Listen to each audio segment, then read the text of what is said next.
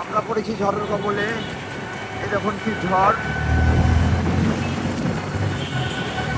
আমরা গাড়ি নিয়ে যেতেই পারছি না। আমাদের গাড়ি ঝড়ের কারণে আটকে যাচ্ছে, গাড়িটা আগাচ্ছে না। এই সামনে বাস আটকে গেছে। এই ভাই সরে যান, ঝড়ের লেগে বাসই যাচ্ছে না ভাই।